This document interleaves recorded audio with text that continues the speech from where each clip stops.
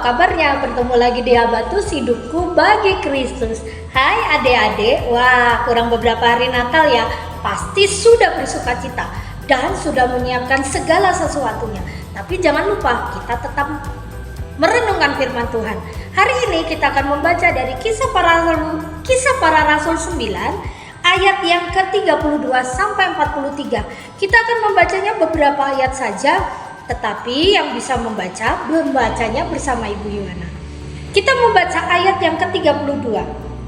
Pada waktu itu Petrus berjalan keliling mengadakan kunjungan kemana-mana. Ia singgah juga kepada orang-orang kudus yang tinggal di Lida. Di situ didapatinya seorang bernama Eneas yang telah 8 tahun berbaring di tempat tidur karena lumpuh. Kata Petrus kepadanya, "Eneas, Yesus Kristus menyembuhkan engkau. Bangkitlah dan bereskanlah tempat tidurmu." Seketika itu juga bangkitlah orang itu. Mari kita berdoa. Tuhan, kami mengucap syukur. Hari ini kami diberikan kesempatan untuk belajar.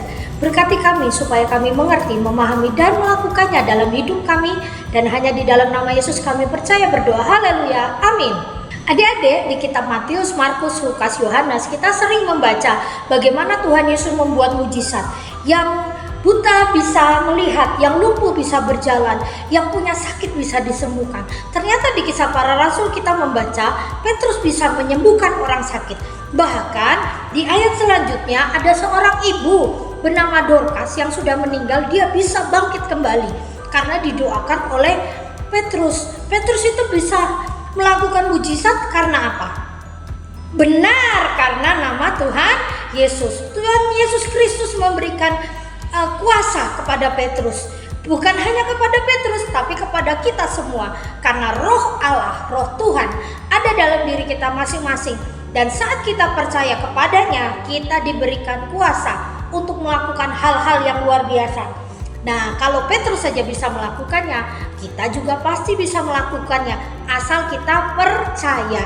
Saat engkau sakit, kau berdoa minta kesembuhan. Atau ada keluargamu yang sakit, engkau juga bisa mendoakan sehingga orang yang sakit itu bisa sembuh. Jadi tidak harus pendeta yang berdoa, tetapi kita juga bisa berdoa untuk orang-orang yang sakit. Jadi adik-adik jangan ragu untuk meminta kepada Tuhan. Mintalah kepada Tuhan dan rasakan dan lihatlah bagaimana Tuhan memakaimu dengan luar biasa.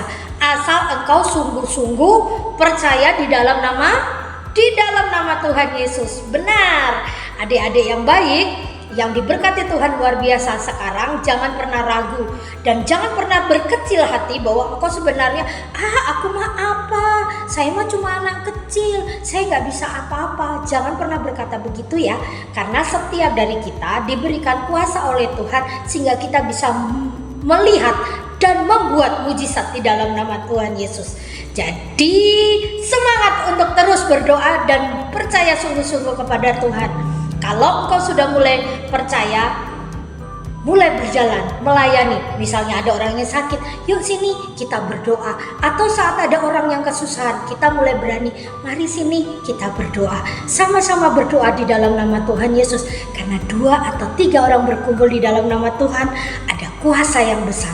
Jadi hari ini percaya diri untuk berdoa untuk orang lain di dalam iman penuh kepada Tuhan Yesus. Mari kita berdoa. Tuhan, kami mengucap syukur karena Engkau sangat baik. Kami bersyukur Tuhan mengingatkan kami bahwa kami sebenarnya adalah anak-anak yang luar biasa karena Tuhan memberikan roh yang luar biasa sehingga kami bisa melakukan mujizat. Dan hanya di dalam nama-Mu buat kami semakin hari dipakai Tuhan luar biasa. Dan kami bersyukur di dalam nama-Mu Tuhan. Haleluya. Amin. Sampai bertemu lagi di Habatus Hidupku Bagi Kristus. Habatus